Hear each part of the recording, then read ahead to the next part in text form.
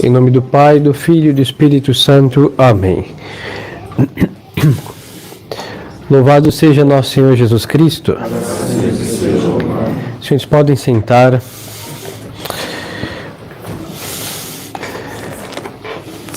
Hoje é o dia em que nós celebramos a impressão das chagas em São Francisco de Assis.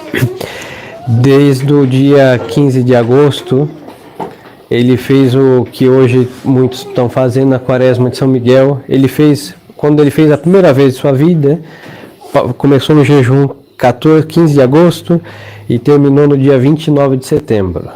Então, nesse período, no 17 de setembro, ele viu um crucifixo e um serafim ao mesmo tempo, que tinha 6 asas. Era Nosso Senhor crucificado, que voava como um serafim com 6 asas, que apareceu a ele, e das chagas do serafim saiu uma luz que transpassou as mãos, os pés e o lado de São Francisco. Aí ele foi estigmatizado. Na história da Igreja, o que nós sabemos que foi externamente, ele é o primeiro. Depois dele haverão outros, não místicos e santos. Mas internamente, se pode pensar que foi o apóstolo São Paulo, porque ele mesmo disse que levava as marcas de Cristo. Mas não se vê São Paulo chagado, visivelmente. Mas as coisas invisíveis não têm menos realidade do que as visíveis, não?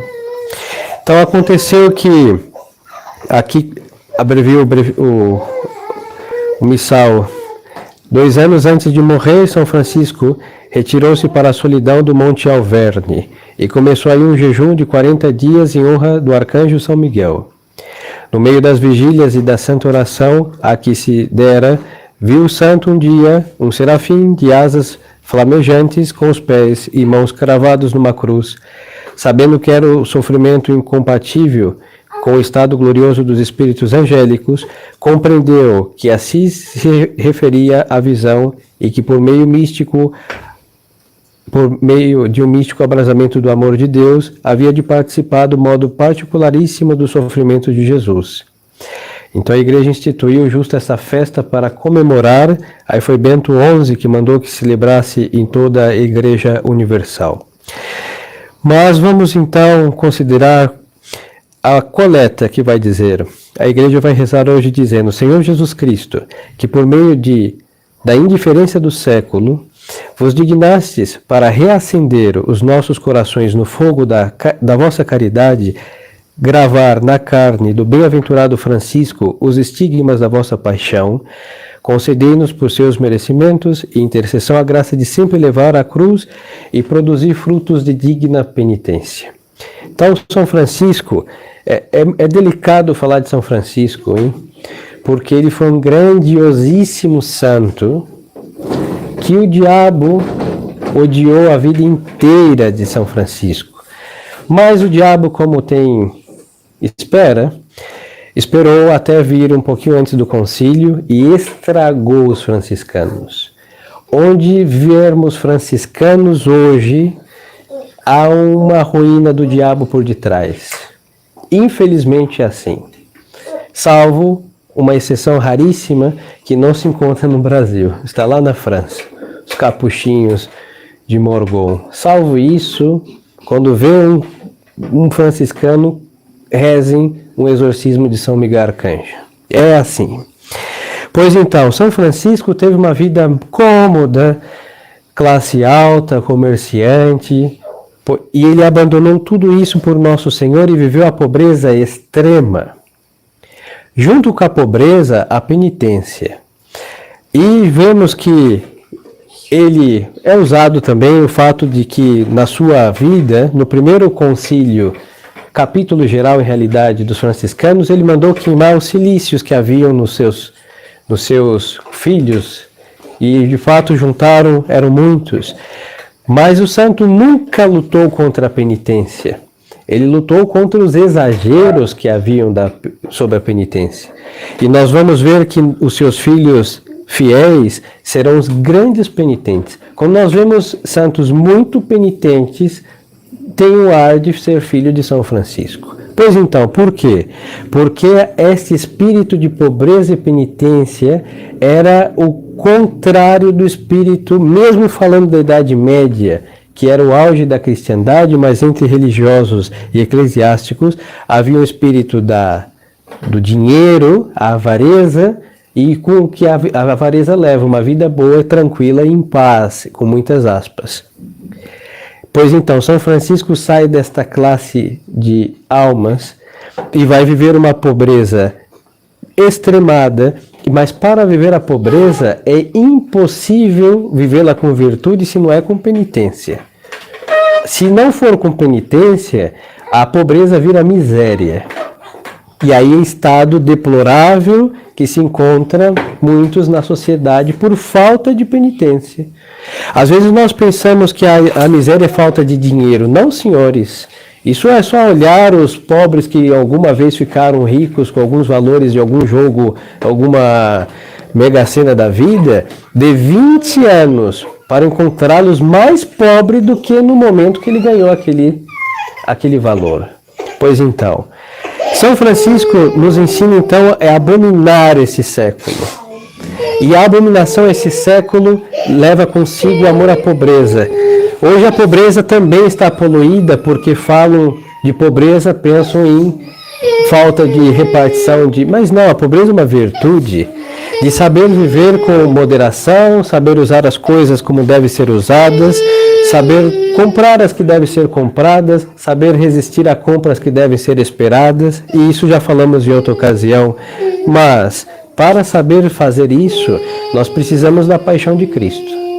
Aí vamos entender como São Francisco vai ser um farol que vai iluminar as almas todas que vão praticar a virtude da pobreza.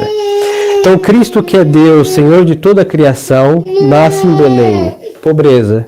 Cristo, que é Deus, Senhor de todos, ele vai morrer numa cruz quase nu.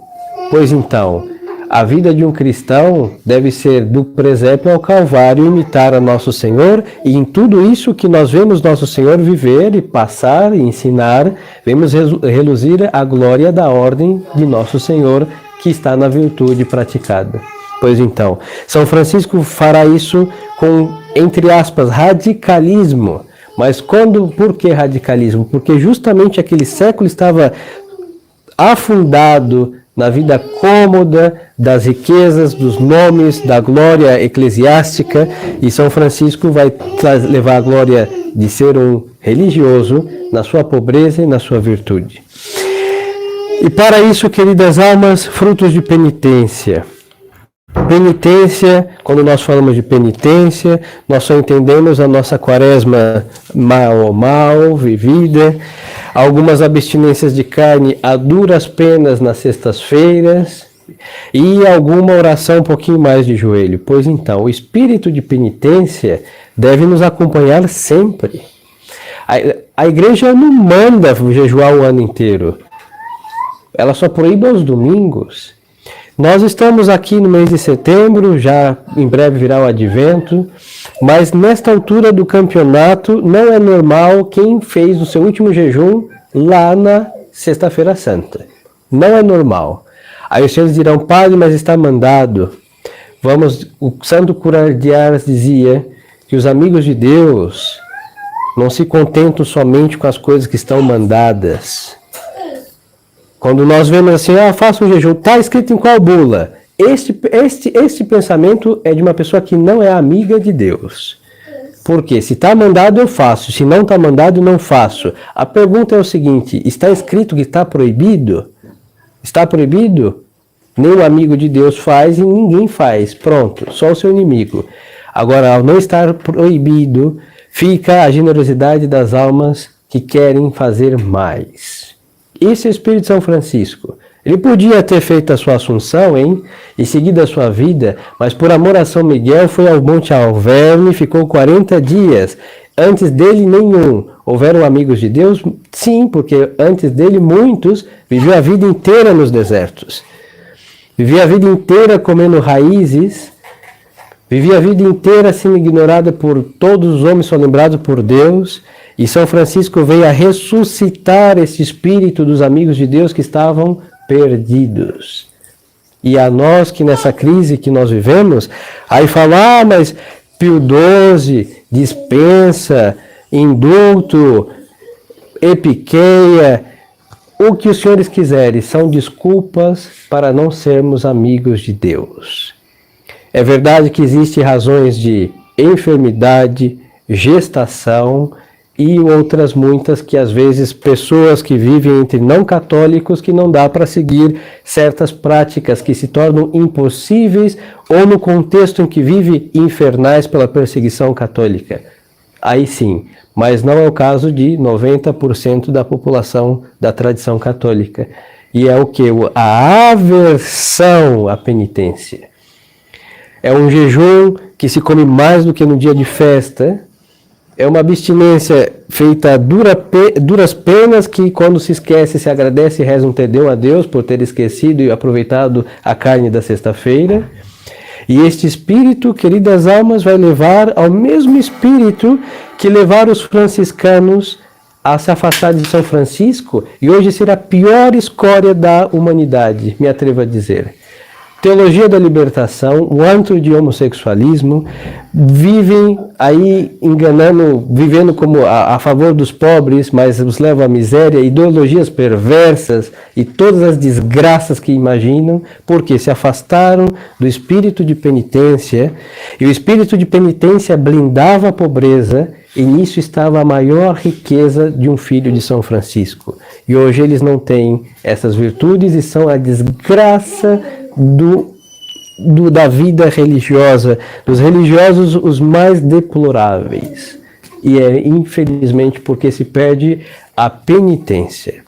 Então, queridas almas, façamos penitência. E eu falo penitência é jejuar, é colocar um exorcismo contra os vampiros da nossa alma, seja o celular, certas pessoas, certas leituras, certas desordens do que for. E para manter a ordem, a disciplina, é indispensável a penitência.